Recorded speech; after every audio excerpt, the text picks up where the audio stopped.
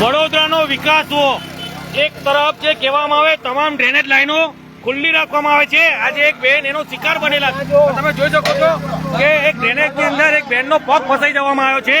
જે ડ્રેનેજ ના પગ તમે જોઈ શકો છો કે બેન નો પગ ફસાઈ ગયો છે, કારણ કે જે પ્રકારે કહેવામાં આવે આ કુંડી ખુલ્લી હતી, એ બેન નો પગ ફસાઈ ગયો. એટલે તમે વિચારો, વડોદરા મહાનગરપાલિકા ઊંઘી રહ્યું છે એક તરફ, કારણ કે જે તરફ વરસાદ પડી રહ્યો છે, ઢાંકણાઓ ખુલ્લા છે, અકસ્માત થઈ રહ્યા છે. આ વોર્ડ નંબર 13 ની આવતો વિસ્તાર છે, કારણ કે બેનનો પગ ફસાઈ ગયો છે.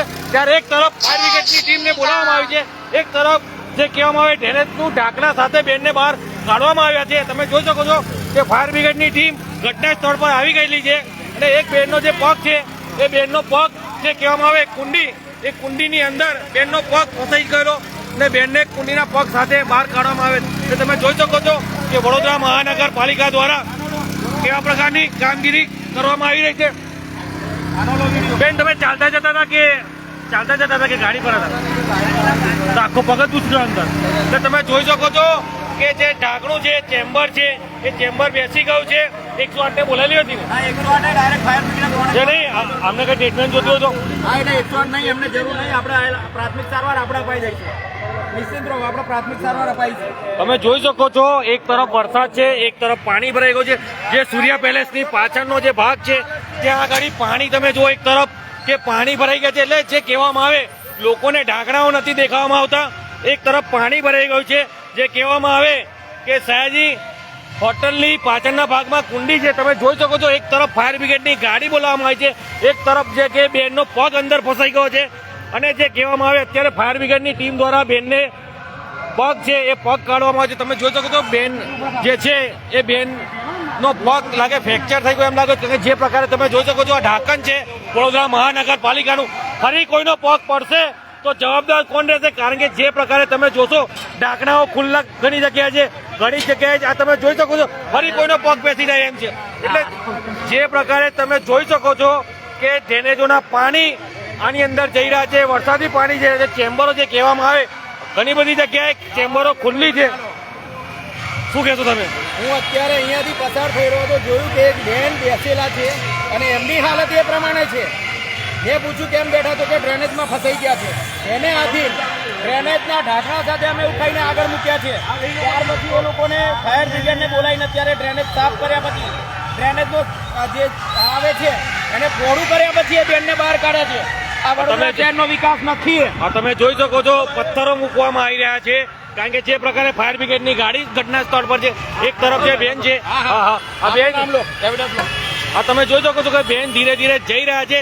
જે ચાલતા બેન જતા હતા, એ બેનનો પગ અંદર ફસાઈ ગયો છે. દવાખાને કઈ રહો છો તમે? કઈ રહો છો? કઈ આગળ? તમે જોઈ શકો છો કે બેનનો પગ જે છે એ ગટર ડ્રેનેજની અંદર ફસાઈ ગયેલો, કારણ કે આ વિસ્તાર વોર્ડ નંબર 13 માં આવતો વિસ્તાર છે. કારણ કે જે પ્રકારે તમે જોશો કે પાણી ભરાઈ ગયા છે, અને આ એક તરફ આ બીજો એક અકસ્માતને આમંત્રણ આપે એ પ્રકારનો ખાડો છે. જ્યારે પાણી ભરાઈ જશે તો કોઈનો પગ જશે તો જવાબદાર કોણ રહેશે? તો તમે જે વિચારી રહ્યા છો કે જ્યારે પાણી ભરવામાં આવે, સાઈડોમાં ખોદી નાખવામાં આવે, ફરી એક અકસ્માતને આમંત્રણ આપે એવા દ્રશ્ય છે. કારણ કે હયાતમાં એક બેન હમણાં પડી ગયા છે. આ ફરી કોઈનો પગ પડશે અને અંદર જશે તો જવાબદાર કોણ રહેશે? કારણ કે જે પ્રકારે તમે જુઓ છો, ઘટના સ્થળ પર ફાયર બ્રિગેડની ટીમ આવી ગઈ છે, ને જે બેનનો પગ જે છે, એ બેનનો પગ જે ઢાંકણાની અંદર ઘૂસી ગયેલો, એને ફાયર બ્રિગેડ દ્વારા બહાર કાઢવામાં આવે છે.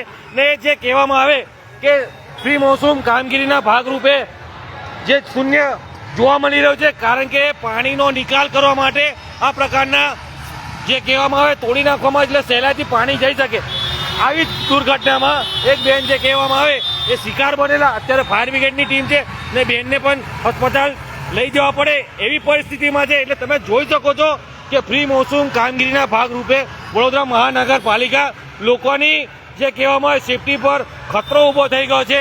કારણ કે જે પ્રકારે તમે જોઈ શકો છો કે બેનનો પગ બી અંદર ઘૂસી જવામાં આવ્યો. અત્યારે ફાયર બ્રિગેડ દ્વારા પથ્થર ઉપર મૂકી દેવામાં આવ્યો છે, ને જે કહેવામાં આવે રેસ્ક્યુ કરીને બેનને બહાર કાઢવામાં આવે છે. તમે જોઈ શકો છો કે બેનનો હજુ બી પગ જે કે એ પગ નથી વળી રહ્યો, અને જે કહેવામાં આવે એમને ટ્રીટમેન્ટની જરૂર છે. કારણ કે જે પ્રકારે ઢાંકણાઓ વડોદરા શહેરની અંદર ખુલ્લા છે પાણી કાઢવા માટે, એની ઉપર વડોદરા મહાનગરપાલિકા તાત્કાલિક ધોરણે જે કહેવામાં આવે કે એનું યોગ્ય નિરાકરણ લાવે, કારણ કે જે પ્રકારે તમે જોશો ફરી આ એક અકસ્માતનો ભોગ કોઈ બની ના જાય એનું ધ્યાન આપવાની જરૂર છે.